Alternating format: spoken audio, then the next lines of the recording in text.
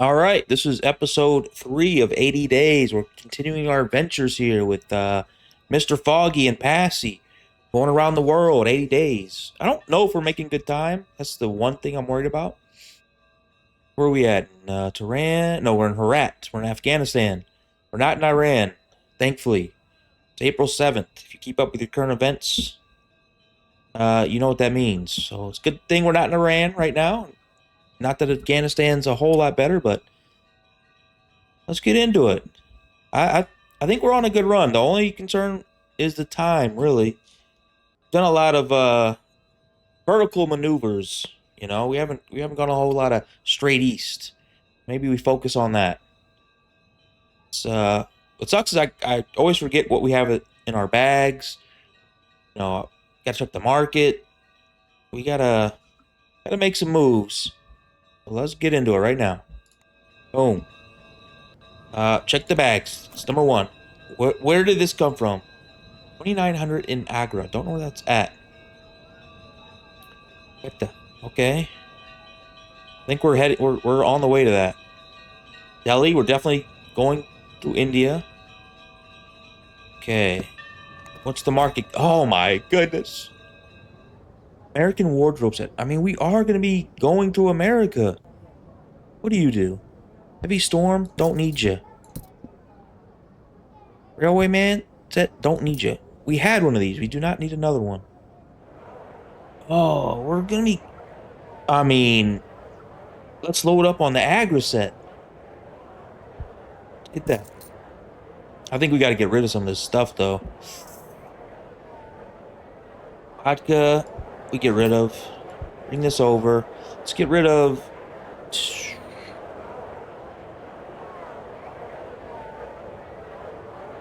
Ooh, oh, it's valuable here. Perfect.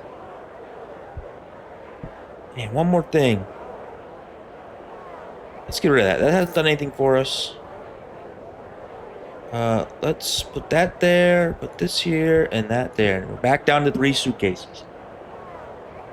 All right, and where do we need to go? We definitely need to go to Agra, and we definitely need to go to Quetta. Now, we plan.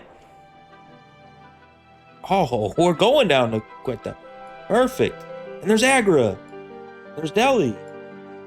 Looks like we're going down to India, boys. Okay. I like it. Departs tomorrow at 3 o'clock. Perfect. No, we're good. We'll leave tomorrow. Or we can leave right now. We're leaving right now. Let's go. We didn't think a whole lot on that one. We just had to go. Like I said, I'm worried about the time. That's the only real concern. We got plenty of money. We have more money than what we started with. Oh boy, back to the reading. We're gonna start off with this word too, huh? I'm telling you, they are making words up. We've never seen this word. We've never heard this word. Now, I do have an NA education. Okay? I want to make it clear. At the same time, I have an above average NA education. I'm going to try to read this. The Hadhaosh, a type of Persian palanquin. They were richly curtained and carried by 2 squat, 6-horned, brass-skinned mechanical oxen at either end. Piloting was automatic. They followed little crystals set into the center of the road. It was surprisingly comfortable, but I could not help being a little alarmed. We got to take care of Foggy. Boom, look at that. Because we got the shave kit, I think. We can heal him. We always keep the shave kit. Not even sure if that's what that does. We rode in comfortable silence. Oh, let's see what's outside. He's dying from it. I opened the curtains and looked about curiously. Though Foggy coughed delicately into his handkerchief and made some pointed remarks about the dust. Oh my god. We just healed you, now you're dying. It was slow progress the first day out of Herat, as we had to cross the border from the Persian Empire into the British-held Afghan territories. I thought we were already in Afghanistan. God save the Queen, the dusty customs official said sourly as he stamped our papers. It was not a particularly joyous welcome.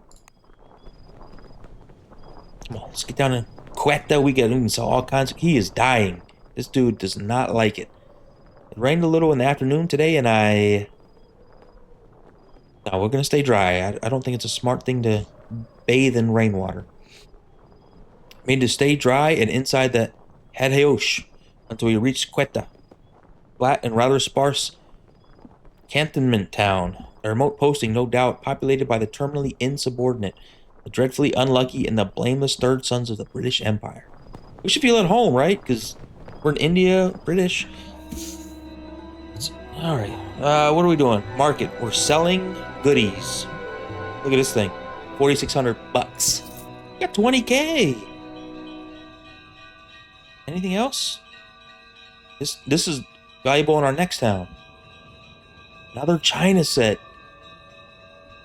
Oh, God, mate, do we get greedy and get 2 China sets? Let's think about this here. We are going to Agra. We don't have any other parts of the Air Traveler set. We sold the other set. Alright. I think that's all we do. Kind of want to get greedy with another China tea set. We're not going to. We're going to Agra. Got this, and this all sell. We're going to make a lot of room when we get there. Looking good. Let's explore. No, we cannot go down to Karachi. We cannot do it. We got to go more east. Quetta can... See, this is another word. Cantonment. Cantonment.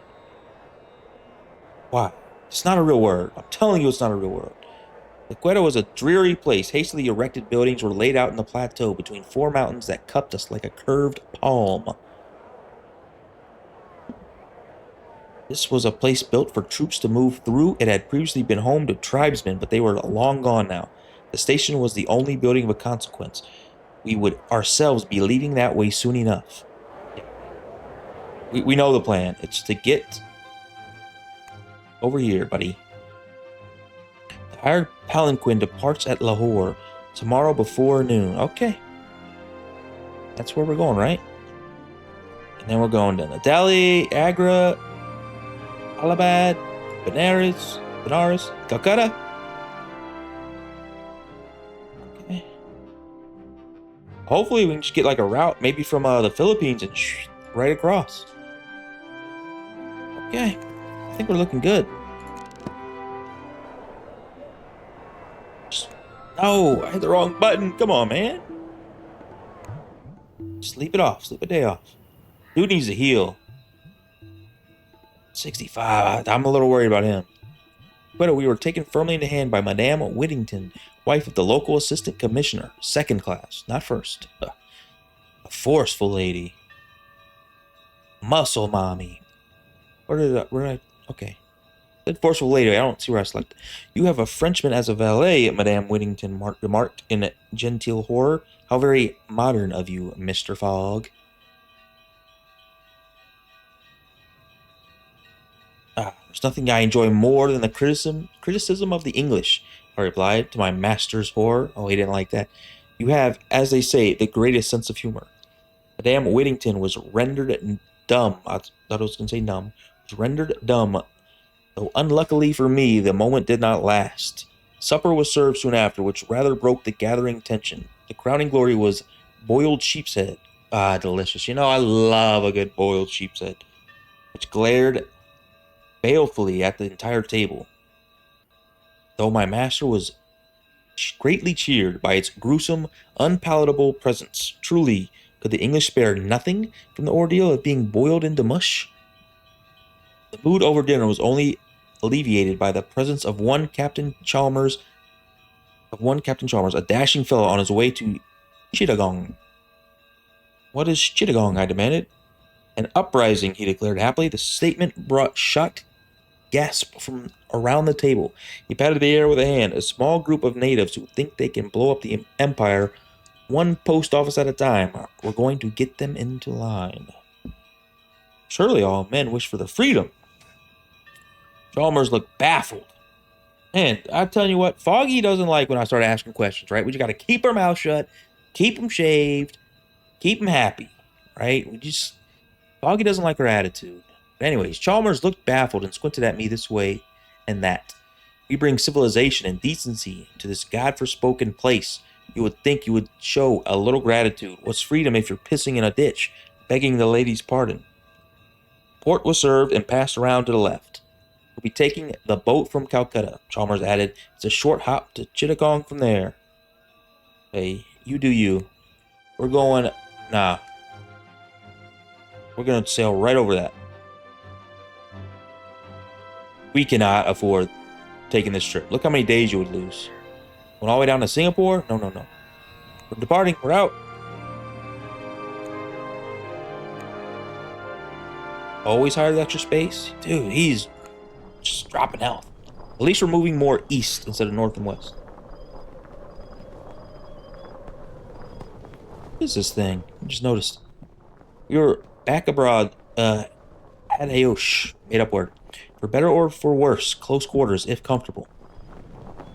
Gotta heal Mr. Fogg up. Don't open any curtains. This guy just doesn't like it. Quetta was lost in the distance as we tried to ford across the plains. Yeah, let's get out. I'm glad to be leaving Quetta, I remarked. It is a grim place. You certainly did look grim at dinner, my master agreed with a lifted brow. I had the distinct sensation he was mocking me. This mother... I just shaved him, bro. Like, I'm taking care of him. He can't help me out. He looks down on me. I made him more money, right? We started with 4K. That's all he had. We went to the bank. He said he had to take out a loan. We left with 4K. We now have 20K. Not because of him, because of me. He should be working for me. Getting a little ticked off at this guy. Not gonna lie. Quetta was lost in the distance as we tried to ford across the plains. No, we will continue east. I asked, trying to picture our onward path. From Lahore, we should press on to Delhi on the Grand Trunk Road, Foggy said decisively, not looking up from his ledger, unless you have yet another remarkable route to suggest. He is mocking me. This whole plan is my idea. Then we rode on in silence until we reached the pleasing colonial town of Lahore, overlooked by the 13-gated citadel with green with lush gardens and parks. Lord have mercy, this game is a lot of reading.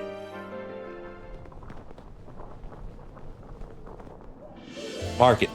You know, that's rule number one. We sell everything valuable here.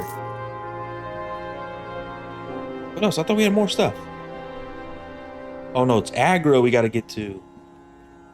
Okay. Are we gonna go to Hong Kong? I mean, we might go through... Look, I want to look at the map. I have to plan. I'm pretty sure we're going to go through South Asia, so I think Hong Kong, that's going to be good. Of interest to poor, earnest, and prim types. Huh. We're none of those things. Part of the gentleman traveler set. We had this at one time. We got rid of it. We want the American wardrobe set, because I think we're going to be going to America. We could go to Canada, you know. We could find some poutine, you know, some ice skates, a Mountie hat. We get the whole Canadian set. Or got our Stenson. We get some boots and maybe a plaid shirt, and we go to America. We already got the hat. Let's see. We're going to go to Hong Kong. We're going to buy that. I don't think we're going to buy that. We can already depart. Wait. We cannot depart. Did we just miss it? Yeah, 7 p.m. We just missed it. We messed around in the market too long. Ah. Alright. Gotta sleep a day, unfortunately.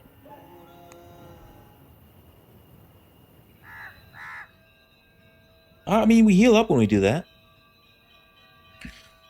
Through a series of circumstances too tedious to describe, I found myself lost in Lahore and rescued by a man who bore the name Azad, and who, to my luck, spoke English like a native. Most here speak Punjabi, he told me, though the British have decreed the official language to be Urdu.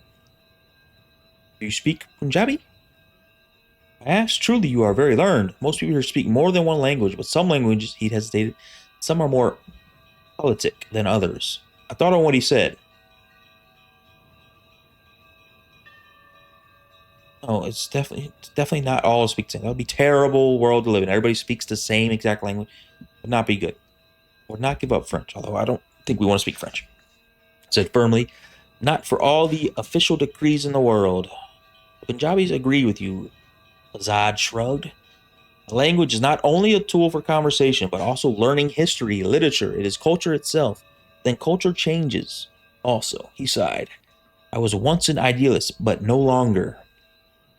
You're a cynic. You could say that. You see, I wrote a poem, he said to me bleakly, and it ruined my life. Okay, okay, hey, yeah, I did not listen too closely. Trying to get out of here, buddy. The British rulers had killed his father and exiled him. So I came to Lahore, and now I work for the British in the post office. He concluded gently. My father would be ashamed. Are you ashamed? No, I am not. He stood a little straighter. It's not such a bad life. I have found causes to fight for other than Indian independence. And your father would be proud.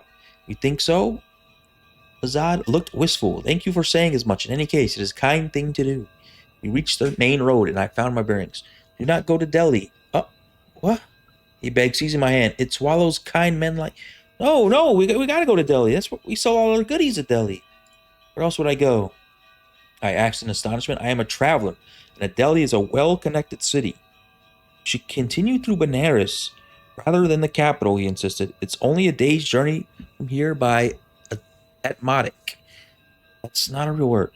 I took my leave from Azad and from Lahore, but I had the strangest urge to speak French for days after, much to Foggy's chagrin. We gotta go to Delhi. But that guy just warned us. This sells... No, that's Agra. I think we gotta go. We gotta go. Yeah, we gotta go to Agra anyways. Depart. This could be a huge mistake. I think the greed might screw us here. I couldn't help it. I can't help it. We hired a mechanical palanquin for the journey and clambered aboard. It was similar to a headhay, not a real word, headhayoish in some ways, but somewhat less confined. Nice. We need to heal Mr. Fogg. Maybe we'll get some info. Passy? Journey. But tell me, Monsieur, what is the purpose of our journey? I have made a hefty wager, and I do not intend to lose. My guy. See, but we can earn a little from buying and selling our position. I've been doing it the whole time. I've made us 16K. Come on. Oh, use the shaving kit. Heal him up. Very good. We'll never sell the shaving kit. Promise you that. It's only a short distance from Lahore to Delhi, and we had been promised it was a particularly well-maintained stretch of road. Oh. I examined the other vehicles, which crowded the ancient Grand Trunk Road alongside us. Mechanical palanquins, larger than our own, loaded down with silks, copper, spices, and porcelain, each with its own bright painted livery. An afternoon well spent, though I was not sorry to see the ancient fortified walls of Delhi appear out of the haze of dust ahead of us. Relations with Foggy have strengthened. He loved it. I need to figure out, this is like a hidden thing that I can see anywhere. Like our current standing with him. Some of our possessions would sell efficiently here. That's why we came. Look at this China tea set. That's it. $580. Got all excited for that. $4,800. Okay. We might be going to the Philippines. I think we buy it. And we could almost get down into 2 suitcases. That would be huge. All right. Can we instantly depart? Let's go. I mean, we're booking it. Now I'm starting to feel good about time. He talked all that crap about Delhi, and we got in and out like it was nothing. Once again, we boarded a mechanical palanquin. We love these things. First, maybe we can hit him with the comb again. Hit him with the shaving kit. Heal him up. Hit him with the wool shirt. That heals him. Hit him with the trousers. Okay, now we found kind of a way to heal this dude up. Agra came into view and tossed aside any remembrance of my journey. Upon the ancient Grand Trunk Road at first, I only saw the white marble magnificence of the Taj Mahal, its towers nearly touching the clouds. Oh, I had heard rumors, of course, but the truth of the vast walking city perched high atop its pillar-like mechanical legs left me with only one question. What would it feel like when it walked? Suppressed a shiver as I regarded our marvelous destination. Can't get to the market. It's too late. This dude. Need to find this guy a hospital. Come on, keep gaining. I afforded my master every service. Yep, we gotta heal him up. Get him up to 70s. Foggy loved it. Wait for the market. And then we have to explore because we actually don't have any routes out of here. Come on, come on, come on. We could have fast forwarded, but I don't like doing it. I like hitting the market right when goodies. 2900. Sell. Okay. Heavy storm. Railway man. Urban traveler. Wait. We had urban traveler and then we sold it. Oh. Frequent flyer. Manila, Singapore, Hong Kong. Didn't we just get something for Manila? This one. We get it. Let's just buy these. We got so much money. We can do whatever we want, okay? Explore. Gotta find some new routes out here. There they go. Look at this. Down into Calcutta. The perambulatory? It's not a real word. They just threw these in here. I don't know why they did that. They said, let's make a game all about reading and then just throw in fake words. That's what this is. The perambulatory city of Agra was itself a wonder. I loved it. The Mughal Emperor Shah Jahan had wished to build a monument to his great love, Mumtaz, and instead of a mere building, had commissioned a roving city. The vast white granite magnificence of the Taj Mahal perched on the plateau atop its jointed, fortified legs. Fitting monument to great love, one that my Frenchman's heart could not disapprove of. Her sovereignty was a contested matter. The British had laid claim to her, but she passed through independent territories on her peregrinations. Peregrinations. You know, her power source was an enduring mystery, one which was still befuddled the various European engineers who had made her their life's work. As for me, I would not chain such a marvel with notions, state, or government. Parbleu! The benighted city would simply walk away. We boarded Agra at noon. She would begin walking to Calcutta when the sun set, taking us with her on her unvarying circuit. Foggy, me and him building an unbreakable bond. I'm telling you, he says some smart stuff to us every once in a while. You know, like he gets a little smart with us, but it doesn't matter. Can we depart right now? We can get out of here to Calcutta. He's gonna lose 20 out.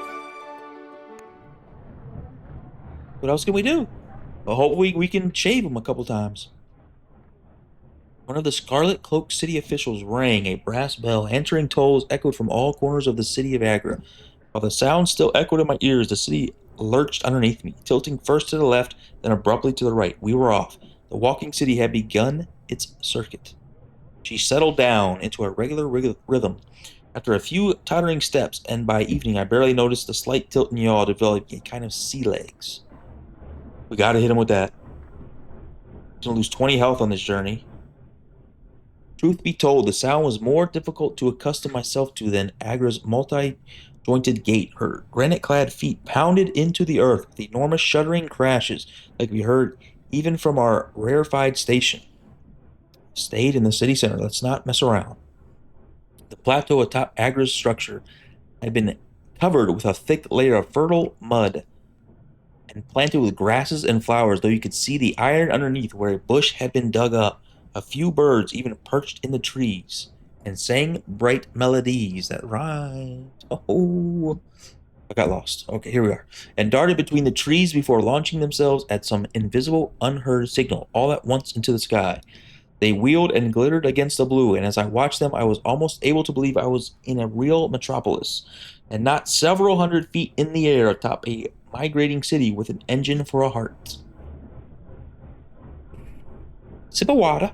Oh, hold on. Ah, this game, man.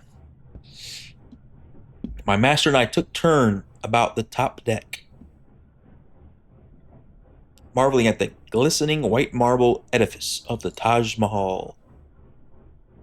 Bounded by clear blue water and manicured gardens, a photographer had set up a booth on the lawn and was doing a brisk trade, taking ferrotypes of families posing in front of the magnificent monument. It was so quick. He developed, fixed, varnished, and handed the ferrotype to the customer in a matter of minutes. He glanced over at me appraisingly. Photograph? He asked in passable French. £10. Sweet. We got all kinds of money. We're not worried about it. I agreed and then glanced at Foggy and invited him to join me in the picture. Come on, get in here, Foggy. We gotta take a selfie. He glanced at the photographic apparatus with evident suspicion, and then at my hopeful expression. Very well. Oh, yeah, I told you, we're building that bond. I stared at him, mouth agape, for a full 20 seconds. I had not imagined he would agree. We posed beside each other as the photographer made his equipment ready. I could barely keep the grin from my face. There was a blinding flash of white light, and by the time my vision had returned to normal, the ferrotype was already being pressed into my hands. A handsome article in some light. I can almost see the barest hint of a smile upon my master's lips. I tucked the ferrotype into my pocket, and we continued about our promenade. The funds have gone 10. We lost 10. I don't even know what these are. Pounds, euros. Uh-oh. How do I get back? Come on. Hit him with that. Gotta keep him healed. We're supposed to lose 20. I was taking a small digestive walk after a substantial breakfast when I saw a young lady in bright pink sari and yellow lensed goggles pitch herself over the outer railings. Oh, Lord. We're not going after her. Just scream. In moderate alarm, before gathering my wits and approaching the railing, I peered over the edge. She's going to just be like on a little platform below, bracing myself for a traumatic sight, but the woman waved up at me cheerily, suspended from the railing by a length of thick hemp rope knotted about her waist. Well, we just waved back. She's just a little bungee jumping. That's not a big deal. Though my fixed expression could hardly have been described as nonchalant, even by the kindest critic. The woman sought me out at luncheon, by which time I was much recovered, and she introduced herself as Daya. Mademoiselle Daya. Uh, I bowed. A pleasure to make your acquaintance. She laughed in surprise. Your manners are very fancy. Oh, come on, just have a little seat. Buy a little drink. Invite her to sit with me. As was only polite, but she shook her head. I don't eat up here, she pronounced derisively before glancing at me with bright mischief. We are a city of many levels. The real Agra is below decks. I'll take you down tomorrow if you want to do more than sightseeing. Oh, yes, I would like that. Thank you very much. She swept away into the crowd, leaving me to contemplate her challenge over my meal. What do you mean, contemplate? There's nothing to contemplate. We're going down there and we're doing a little more than sightseeing. Come on. Forget about him dying. Who cares? Of course. I win. Yeah, we win. I'm a man who cannot resist. You know, we're probably going to get robbed down here. Daya told me of some of the history and layouts as we descended a series of stairs of increasing ricketiness. I followed until we reached a stop. My guide raised her hand. There was no one about. I was beset by the sudden thought that she had brought me to this empty spot. Yep, I was way ahead of you there. She opened a pair of carved doors with grave ceremony. Welcome to the lower city. I blinked my eyes against the light as they adjusted. I saw where we were. We had come to a township built within the echoing bowels of the city, complete with shops and residences, and even children playing games on the street, while these children tossed adjustable spanners and brass rings. Child, What? A child threw a ring at my feet and shyly approached as I reached out to hand it back. The ring I saw was old and engraved with measurements. A kneecap. Oh, no. Thought we lost it. I thought we lost it. A kneecap. Dan Campbell's been here. Detroit Lions have been here. They're biting kneecaps. They did it right here. We go through 5 or 6 every decade. Daya was clearly a well-known figure and introduced me to her fellow lower city folk with great pride. Almost everyone wore tool belts and yellow-lensed goggles. So, she asked, turning on the spot with hands outstretched, what do you think of my home, Frenchman? It's fantastic. We're not going to be rude. I would not have dreamed such a place existed beneath the parks of the upper deck. Daya nodded at my response, as if turning it over in her mind. The truth is, I think that all cities have a below decks, my friend, she said. Aggers is just more obvious or less depending. All too soon, I heard the sound of the bells, which signaled our stop. The room around me exploded in controlled chaos. Uh-oh. Brass-goggled men and women pulled enormous levers, or levers, however you want to say it, threw open iron gates and shouted instructions at each other in a storm of languages. The city lurched to a halt, and the great heart stilled. We have arrived at our destination, the British city of Calcutta. I think we're going to end it at this city. Yeah, he's just dying. All right. We're on day 32. So what did we get through? We were on day 25? We got 7 days? Hey. We made some progress. I felt like we're moving more eastward instead of... There's a lot of going north, going south, going north. I wish I could see... Let's just pause. Yes, this does pause the timer. Oh, we got stats too. Look at this. Didn't know this. Okay. Dependable. That's us. That's us. Collected. That's us. Remarkable. That's us. Comfortable. Okay. We've only visited 18 cities. I feel like we've visited way more than that. All right, it's looping. Anyways, what I was saying is I didn't think we were doing a whole lot of east to west. Look, we went south, north, south, northeast, southeast, northeast. There's a lot of up and down. Get a little east there, and then this was straight down, a little bit of east, straight down. But now look at us. Now look where we're at. We're eastbound. Don't think I want to do that. I don't think I want to do that. I'd rather, a little jump there. That seems horrible. Love, I think Manila's down here, right? That's the Philippines. Yeah, that is the Philippines. Maybe we can find another route down to here to the Philippines, and then how sick would it be? We just get a boat straight across. Maybe hit Hawaii. Come up to California. We got our Stetson hat. We go across. Boom. Right from the district. Right out from the Chesapeake. And then right up to there. I don't know. I think we're doing good. Well, I'm starting to worry about the time because 32. Yeah, we're not halfway. We are definitely not halfway. I don't know. It's going to be close. We're going to finish the run no matter what happens. Get nervous now. Let me escape. All right. I think that was shorter. I don't know, have a timer in front of me. That's the kind of the beauty of doing just the additional parts to the videos. I don't have to stick to the hour. I like it way more, to be honest. I don't know. Maybe I should break up the clearing the backlog videos into 2 videos, just 2 30-minute sections, like a part 1 and part 2. Not sure. It's just things we got to worry about. But this was part 3 of 80 days. We're going to continue it. There will be a part 4, I promise. Unless it doesn't save, but it did. Right there. So, I'll see you on the next one. Thanks.